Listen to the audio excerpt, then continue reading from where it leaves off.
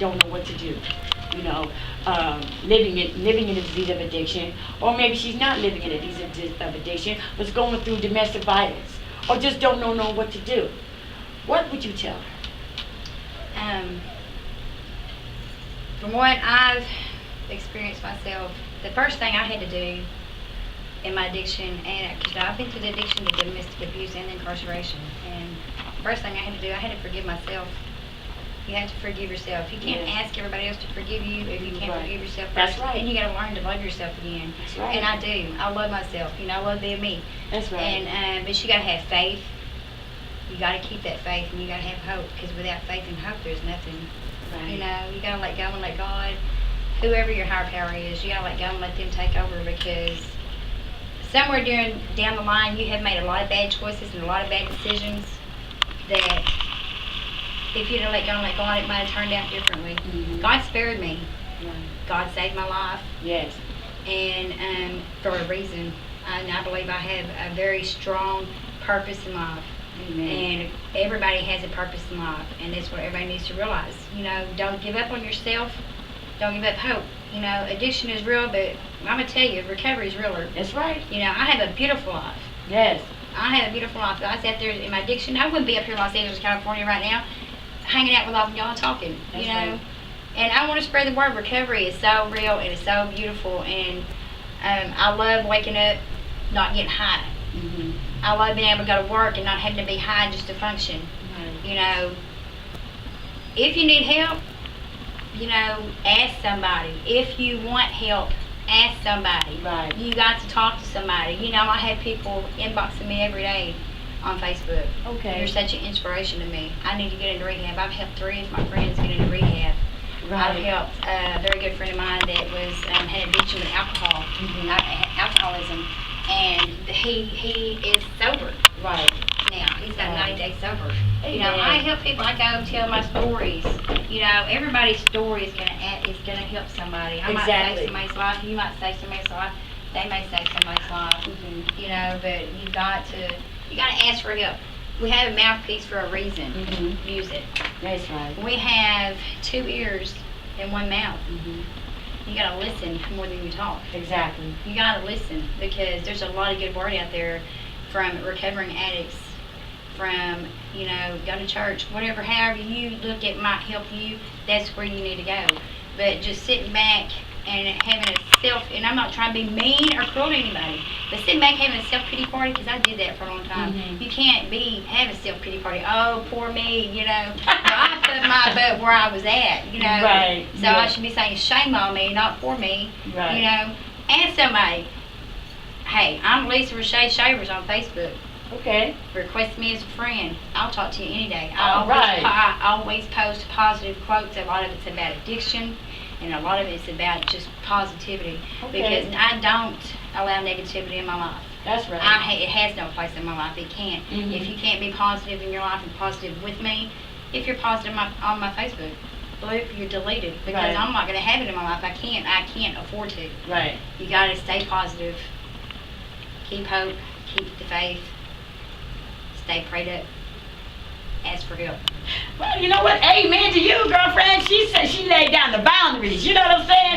Yeah. If you're not doing something to better yourself or reaching out, you know, like I say, this is always live and uncensored. But okay, we just gonna let the person knock at the door because we're emotional. Okay? Jay is always real.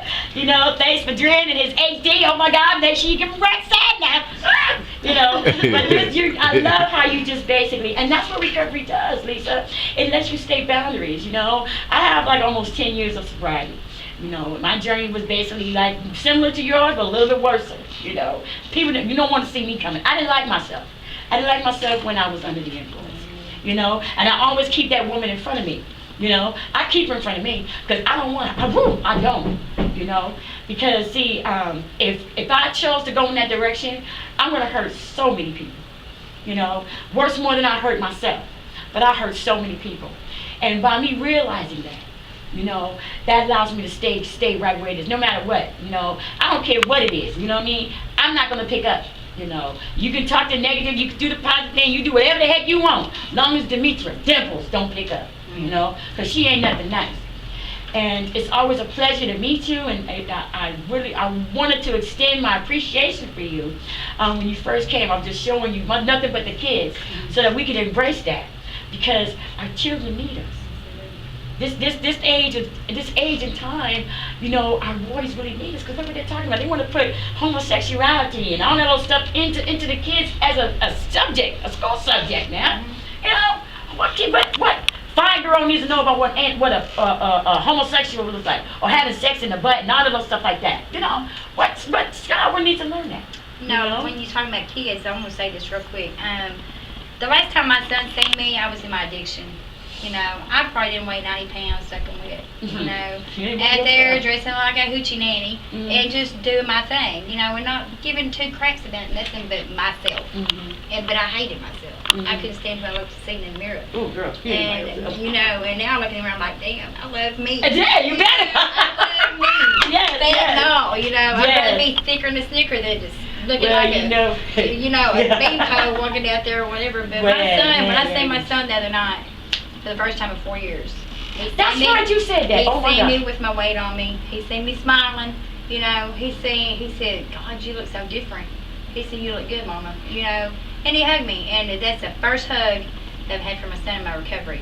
And that is a hug that I won't forget. You know, That's just right. like the hug with my daughter and my grandkids saying, Nanny, I love you. My grandson, Bentley, says, Nanny, I love you, and I love you, I love you, I love you, just tell me over and over. And he says, you know why I tell you I love you all the time? I said, why? He said, because I just love you so much. And when I hear that, it makes me tear up, and I'm trying not to cry, because I love my life. You know, I love my life right now, and I love my grandkids, I love my kids. I don't want that life anymore. I don't. Well, you know, I would not pick up another bag of dope and chop out another line. I was also addicted to money. I sold drugs. So it's not just my life I destroyed. I destroyed a lot of people's lives, even my family's. You know, my kids especially. You know, it's like we've all can say that we've been through, you know, what we're not gonna do. You know, we have a lot of similarities, both yourself and me. But it's like my son wrote me 2 letters. You know, first letter I had it throughout the beginning of my sobriety. You know, and he basically just talked about how much he missed me, about how it would be Mother's Day at the church, and he would cry because I wasn't there. I held on to that letter for a long, long time.